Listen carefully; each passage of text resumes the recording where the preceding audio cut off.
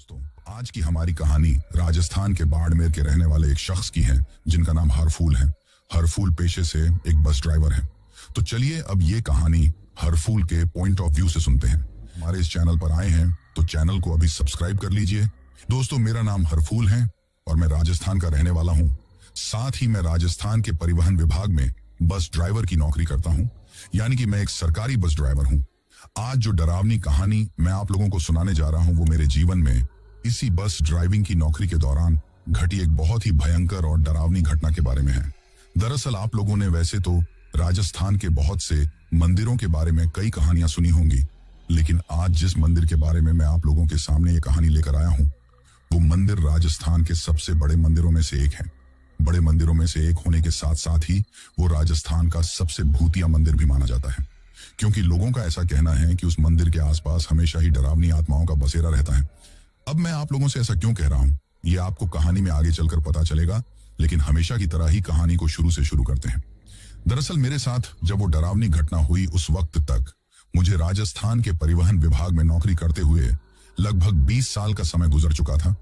और जब वो डरावनी घटना मेरे साथ हुई थी वो बात आज से लगभग 8 साल पहले की है। उस वक्त मैं राजस्थान के करौली जिले के एक छोटे से शहर में नौकरी कर रहा था। उस वक्त मुझे उस शहर के बस डिपो से अपनी बस को लेकर दौसा जिले के ही एक दूसरे बस डिपो तक जाना रहता था। इन दोनों बस डिपो के बीच की दूरी लगभग 150 किलोमीटर की हुआ करती थी। अब क्योंकि दौसा और करौली जिला एक दूसरे से सटाए हुए हैं, इसी वजह से मुझे हमेशा एक जिले से होते हुए दूसरे जिले में जाना पड़ता था। और आज जिस पुराने मंदिर की कहानी मैं आप लोगों के लिए लेकर आया हूं वो पुराना मंदिर भी इन दोनों जिलों की सीमा पर ही पड़ता है। अब ये बात सुनने के बाद अगर कोई राजस्थान से ये कहानी सुन रहा है या फिर कोई बाहर का व्यक्ति पहले से ही उस मंदिर में जा चुका है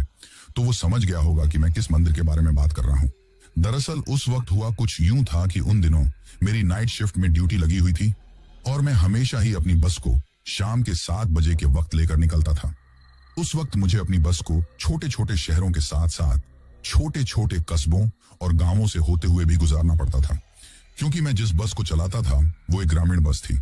यानी कि उस बस को चलाने का मकसद गांव के लोगों को शहर से जोड़ने का था। मतलब जो गांव में रहने वाले लोग हैं उनको शहर में आने जाने में ज्यादा परेशानी ना हो, इसी वजह से उस रूट पर वो बस चलाई जा रही थी।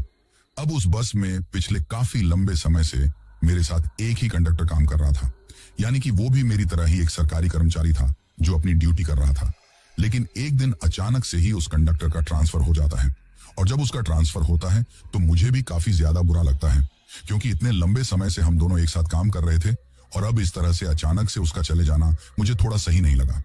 लेकिन फिर मैं सोचता हूं कि अभी तो आगे मुझे बहुत लंबी नौकरी करनी है और आने वाले समय में पता नहीं कितने लोग आएंगे और कितने लोग जाएंगे। इसी वजह से मुझे इतनी छोटी सी बात पर इतना ज्यादा दुखी नहीं होना चाहिए। लेकिन उस वक्त मुझे इस बात का जरा भी अंदाजा नहीं था कि जिस चीज को मैं छोटी सी समझकर नजरअंदाज कर रहा हूं उस चीज के होने के बाद आगे मेरी जिंदगी में एक ऐसा डरावना हादसा होने वाला था जिसकी मैंने कभी कल्पना भी नहीं की थी। क्योंकि उस कंडक्टर के जाने के बाद उसकी जगह जो दूसरा कंडक्टर आने वाला था, या फिर यूं कहूं कि आने वाली थी, उसकी वजह से एक दिन मैं एक ऐसी मुसीबत में फंसने वाला था जिसके बारे में मैंने कभी सपने में भी नहीं सोचा था। अब आखिर मेरे साथ आगे चलकर ऐसा क्या हुआ था जिसकी वजह से मैं आप लोगों को इन सब बातों को इतना बढ़ा चढ़ा कर कह रहा हूं, तो हमेशा की तरह ही आज भी मेरे पास इस बात का सिर्फ एक ही जवाब है कि इन सब बातों का आपको कहानी में आगे चलकर ही पता चलेगा। इसी वजह से आप लोग कहानी में अंत तक बने रहिए, और अगर अभी तक भी वीडियो को लाइक नहीं किया है तो फटाफट वीडियो को लाइक कर दीजिए। दरअसल उस कंडक्टर का ट्रांसफर होने के बाद परिवहन विभाग के द्वारा उसकी जगह मेरी बस में एक लड़की की ड्यूटी लगाई जाती है, जो कि अभी अभी नई नई ही कंडक्टर बनी थी।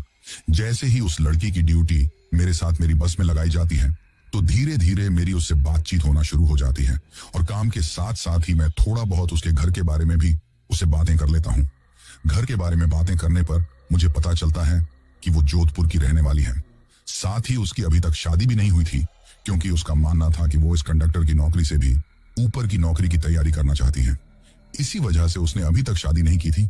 अब कुछ ही दिनों बाद उस कंडक्टर की तरह ही उस लड़की के साथ भी मेरा काफी अच्छा खासा व्यवहार हो जाता है।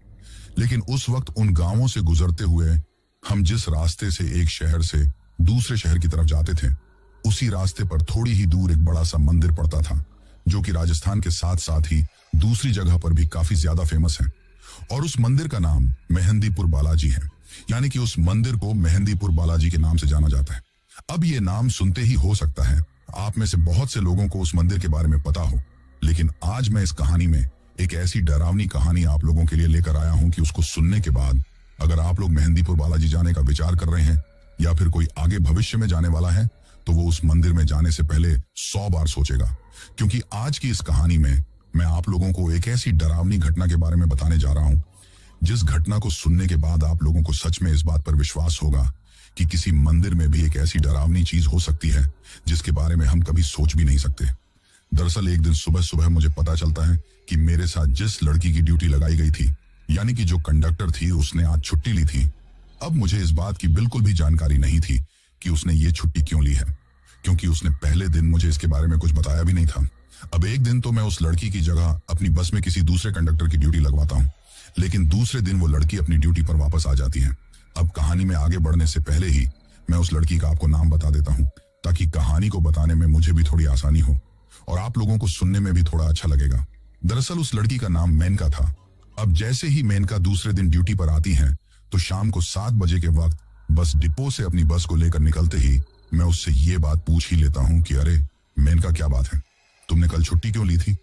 तो वो मुझसे कहती हैं कि आप बस चलाइए, मैं थोड़ी देर में पीछे की तरफ बैठे हुए लोगों की टिकट बनाकर आती हूँ। उसके ऐसा कहने पर मैं चुपचाप अपनी बस चलाने लगता हूँ,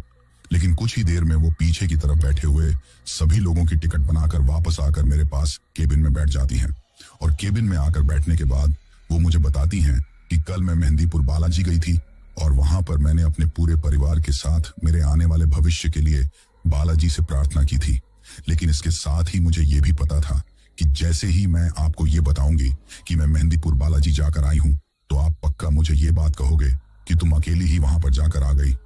और अगर जाकर भी आई हो तो हमारे लिए क्या लेकर आई हो। इसीलिए मैं आपके लिए वहां से ये प्रसाद लेकर आई हूं। मुझे ये बात कहते ही उसने अपना जो एक पर्स ले रखा था, उस पर्स में से वो मेरे लिए एक मिठाई का डब्बा निकालती है, जो कि मेहंदीपुर बालाजी का प्रसाद था। जैसे ही वो उस प्रसाद के डब्बे को निकालती हैं, तो मैं उससे कहता हूं कि अरे मेनका, तुम पागल हो गई हो क्या? तुमने इतनी बड़ी गलती कैसे कर दी? जैसे ही उसने मेरे मुंह से ये बात सुनी, तो वो मुझसे कहती हैं कि क्या हुआ, मैंने कुछ गलत कर दिया क्या? तो मैं उससे कहता हूं कि कुछ नहीं, बल्कि बहुत ज्यादा गलत कर दिया है। तुम्हें शायद इस बात का जरा भी अंदाजा नहीं है कि तुमने मेहंदीपुर बालाजी के मंदिर से ये प्रसाद लाकर कितनी बड़ी गलती कर दी है। मुझे तो डर है कि कहीं तुम्हारे साथ कोई अनहोनी ना हो गई हो।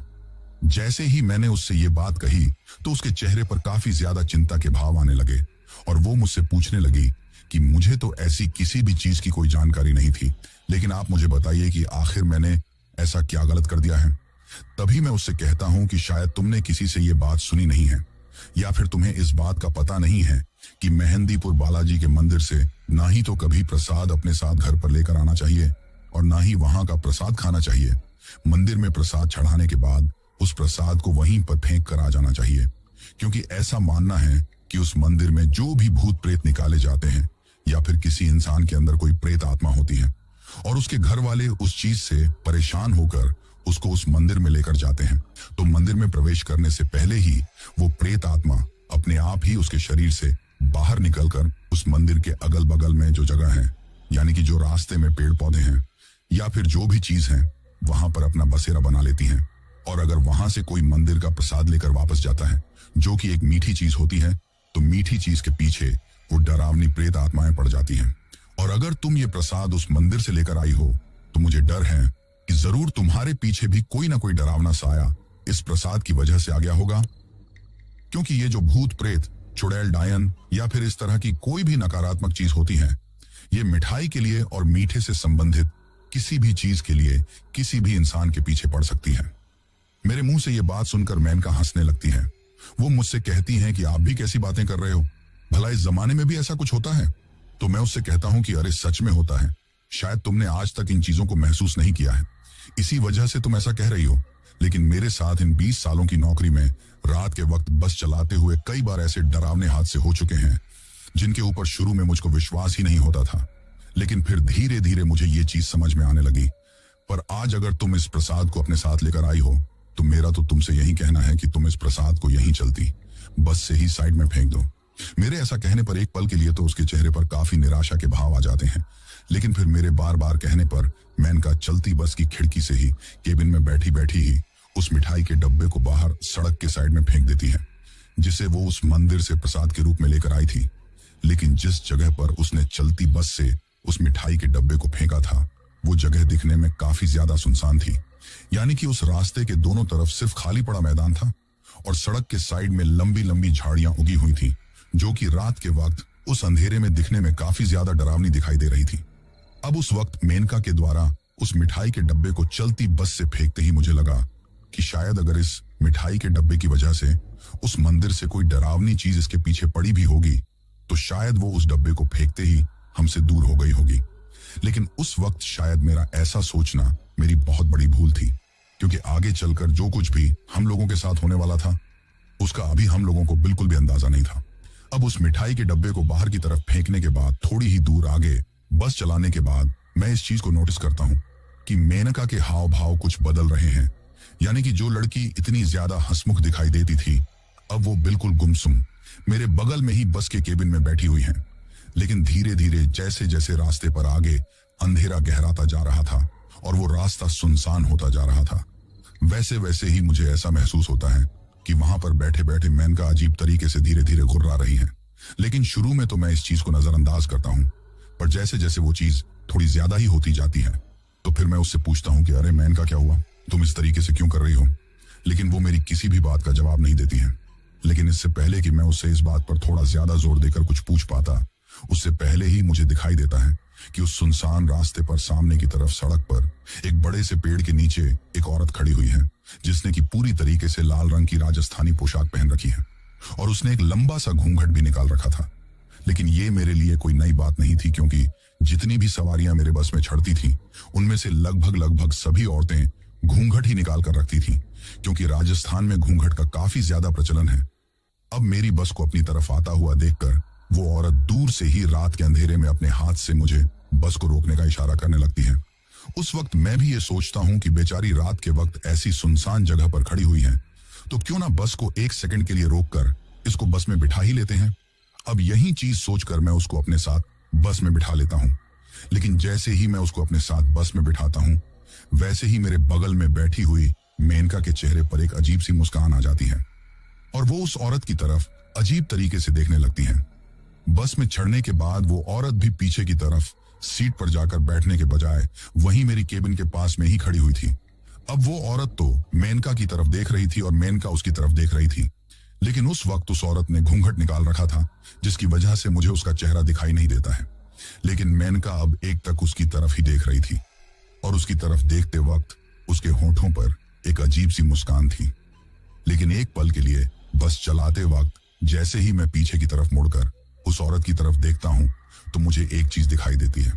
उस वक्त मैं पीछे की तरफ मुड़कर उसे ये कहना चाहता था कि अरे बहन जी, आप पीछे जाकर जो भी खाली सीट है उस पर जाकर बैठ जाइए, इस तरह से रात के वक्त यहाँ पर खड़े मत रहिए। लेकिन जैसे ही मैं उसको ये बात कहने के लिए पीछे की तरफ अपना मुंह करता हूं, तो मुझे दिखाई देता है कि उस औरत ने अपने हाथ में एक डब्बा ले रखा है और वो डब्बा दिखने में किसी मिठाई के डब्बे की तरह दिखाई दे रहा था। लेकिन जब मैं गौर से उसकी तरफ देखता हूं, तो मुझे दिखाई देता है कि वो डब्बा तो बिल्कुल उसी तरह का डब्बा था जिस तरह के डब्बे को अभी थोड़ी देर पहले ही मेनका ने चलती हुई बस से बाहर की तरफ फेंका था, जो कि वो उस मेहंदीपुर बालाजी के मंदिर से लेकर आई थी। जैसे ही मैं उस चीज को देखता हूं, तो मैं बेहद ही हैरान हो जाता हूं। लेकिन फिर मैं सोचता हूं कि हो सकता है एक ही तरह के डब्बे बाकी की जगह पर भी मिलते हों, इसी वजह से उस वक्त मैं इस चीज को भी नजरअंदाज कर देता हूं। लेकिन तभी वो औरत पीछे की तरफ जाकर सीट पर बैठने की बजाय केबिन के अंदर जाकर मेनका के बगल में बैठ जाती है और अब वो दोनों एक दूसरे के पास कुछ इस तरह से बैठी हुई थी जैसे वो पहले से ही एक दूसरे को जानती हो। तभी मैं अपनी इस शंका को दूर करने के लिए मेनका से पूछता हूं कि अरे मेनका, इन बहन जी को पहले से जानती हो क्या? तो मेरे ऐसा पूछने पर मेनका सिर्फ मेरी तरफ एक टकटकी लगाए हुए देखती रहती है, लेकिन मेरी इस बात का कोई भी जवाब नहीं देती है। लेकिन जब मैं बार बार उससे ये बात पूछता हूं, तो मेनका अचानक से ही मुझे एक अजीब सी और भारी सी आवाज में कहती है कि तुम चुपचाप अपना काम करो। जैसे ही उसने मुझे ये लाइन बोली, तो मैं हक्का बक्का रह जाता हूं, क्योंकि आज से पहले उसने मुझसे कभी भी इस तरीके से बात नहीं की थी। इस तरीके से बात करने के साथ साथ ही जब उसने मुझे ये बात बोली, तो मुझे उसकी आवाज में भी कुछ बदलाव महसूस होता है। ऐसा लगता है कि जैसे वो आवाज मेनका की हो ही ना, बल्कि उसकी जगह कोई और ही बोल रहा हो। लेकिन फिर मैं सोचता हूँ कि शायद रात के वक्त मैं इससे इतनी ज्यादा बातें पूछ रहा हूँ, इसी वजह से ये ऐसा सोच रही है कि मैं इसको जरूरत से ज्यादा ज्ञान दे रहा हूँ। अब अपनी और ज्यादा बेइज्जती ना करवाने के चक्कर में मैं वहां पर चुपचाप बस चलाने लगता हूँ। अब जिस रास्ते पर उस वक्त मैं अपनी बस को चला रहा था, वो रास्ता आगे लगभग 15 से 20 किलोमीटर तक बिल्कुल उसी तरीके से सुनसान होने वाला था, क्योंकि इतनी दूरी तक आगे की तरफ ना ही तो कोई गांव आने वाला था और ना ही कोई शहर आने वाला था, बल्कि वो रास्ता आगे जाकर थोड़ा और ज्यादा डरावना होने वाला था, क्योंकि आगे जाकर एक ऐसा घुमाव आता था जहां पर रात के वक्त मुझे हमेशा ही डर लगता था, क्योंकि वो घुमाव दिखने में काफी ज्यादा डरावना था। लेकिन आज मुझे इस बात का जरा भी अंदाजा नहीं था कि दिखने में वो डरावना घुमाव आज मेरे लिए इतना ज्यादा डरावना साबित होने वाला है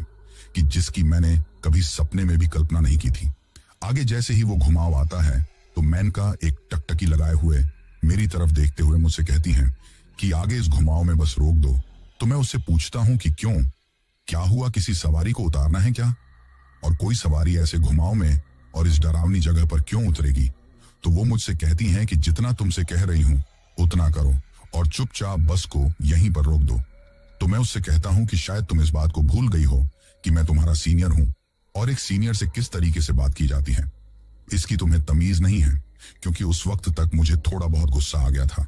लेकिन मेरी इस बात को सुनकर वो मुझे और भी तेज आवाज में कहती हैं कि तमीज तो अभी तुझे थोड़ी ही देर में पता चल जाएगी। अगर तू ये बस नहीं रोकेगा तो तेरे साथ कुछ ऐसा होगा जिसकी तूने कभी सपने में भी नहीं सोची थी। अब जैसे ही मेनका ने ये बात कही तो मैं उससे कहता हूं कि तुम्हारे कहने का मतलब क्या है? अब मुझे उम्मीद थी कि मेरी इस बात का मेनका ही जवाब देगी, लेकिन तभी उसके बगल में वो जो औरत बैठी हुई थी वो अपना घूंघट निकाले निकाले ही मुझसे कहती हैं कि जितना ये तुमसे कह रही हैं चुपचाप उतना काम कर दो। लेकिन जिस वक्त उसने मुझसे ये बात बोली उस वक्त मुझे उसकी आवाज को सुनकर ऐसा लगा कि वहां पर कोई औरत नहीं बल्कि कोई मर्द बैठा हुआ हो, या फिर उस घूंघट के पीछे किसी आदमी का चेहरा हो। जैसे ही मुझे ये महसूस होता है कि इस औरत की आवाज किसी आदमी की तरह लग रही है तो मैं उसे कहता हूं कि अरे बहन जी, पहली बात तो ये बताओ कि आप यहाँ पर क्यों बैठी हुई हो? जब मैंने आपसे कह दिया था कि आप पीछे की तरफ जाकर सीट पर बैठ जाओ तो आप केबिन में आकर क्यों बैठ गई? केबिन सिर्फ कंडक्टर और ड्राइवर के लिए ही होती हैं। तो मेरे ऐसा कहने पर वो मुझसे कहती हैं कि अब तू मुझे बताएगा क्या कि मुझे कहाँ बैठना है और कहाँ नहीं बैठना। अब मुझे ये बात कहकर वो अजीब तरीके से हंसने लगती हैं, लेकिन जिस वक्त वो हंस रही थी उस वक्त उसकी हंसी मुझे इतनी ज्यादा डरावनी लग रही थी कि मुझे ये समझ में ही नहीं आ रहा था कि आखिर मेरे साथ हो क्या रहा है। अब केबिन में मेरे साथ ये सब हो रहा था तो मैं एक पल के लिए अपनी गर्दन को पीछे की तरफ घुमाकर बस में पीछे की तरफ जो सवारियां बैठी हुई थीं उन सभी की तरफ अपनी नजरें दौड़ाता हूं। जैसे ही मैं उनकी तरफ देखता हूं तो मुझे दिखाई देता है कि रात के वक्त चलती बस में ठंडी ठंडी हवा लगने की वजह से शायद सभी की आंख लग गई है और उस वक्त सभी लोग थोड़ी बहुत नींद में थे। इसी वजह से उन लोगों को इस बात का जरा भी अंदाजा नहीं था कि आगे की तरफ केबिन में क्या हो रहा है। अब जैसे ही वो घूंघट वाली औरत हंसना शुरू करती है तो उसके साथ साथ ही मेनका भी हंसने लग जाती है और उस वक्त मेनका की हंसी इतनी ज्यादा भारी और डरावनी थी कि उन दोनों को इस तरह से एक साथ हंसते हुए देखकर मैं काफी ज्यादा घबरा जाता हूँ। लेकिन उस तरीके से डरने के साथ साथ ही मुझे एक चीज और दिखाई देती है जिसको देखकर तो मेरी आंखें फटी की फटी ही रह जाती हैं और मुझे ऐसा महसूस होता है कि शायद मेरा शरीर बिल्कुल भी काम नहीं कर रहा है और बस आगे चलकर अपने आप ही किसी चीज से जाकर टकरा जाएगी, क्योंकि हंसते हंसते ही उस औरत ने जो घूंघट निकाल रखा था वो अपने उस घूंघट को अचानक से ही ऊपर की तरफ करती है और जैसे ही वो अपने घूंघट को ऊपर की तरफ करती है तो मुझे उसका जो चेहरा दिखाई देता है उस चेहरे को देखते ही मेरे होश उड़ जाते हैं और मेरे पूरे शरीर में एक सिरहन सी दौड़ जाती है। साथ ही मेरा शरीर अजीब तरीके से कांपने लगता है, क्योंकि उस वक्त जो मैं मेरी आंखों के सामने देख रहा था उसको देखते ही मेरी हालत खराब हो गई थी। क्योंकि उस वक्त जैसे ही उस औरत ने अपना घूंघट ऊपर किया तो मुझे दिखाई देता है कि उस वक्त घूंघट के अंदर उस औरत के रूप में वहां पर एक डायन बैठी हुई थी। क्योंकि जैसे ही मुझे उसका चेहरा दिखाई देता है तो मैं ये समझ जाता हूं कि ये कोई जिंदा औरत नहीं है बल्कि एक प्रेत आत्मा है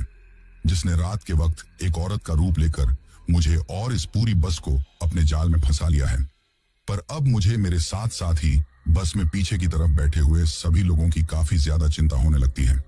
लेकिन उस वक्त मैं सोचता हूं कि आखिर इस बला से मैं अपना पीछा कैसे छुड़ाऊं,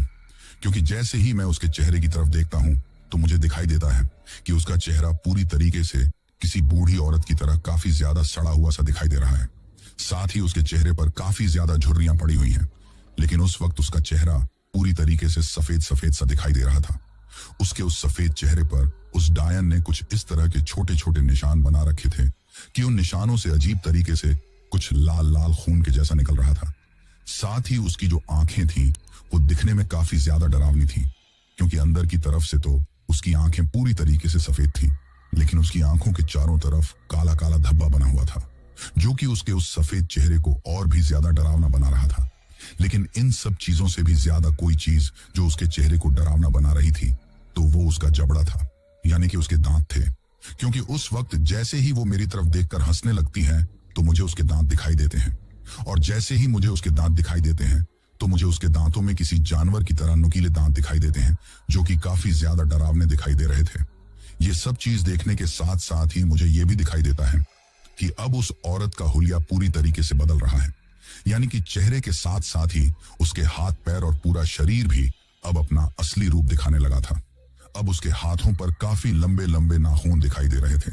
लेकिन अभी ये चीज हुई थी कि उसके साथ ही बस में बैठी हुई मेनका अजीब तरीके से चिल्लाने लगती है, और उस औरत के हाथ में, यानी कि उस डायन के हाथ में वो जो मिठाई का डब्बा था, उस मिठाई के डब्बे को उससे छीनने लगती हैं।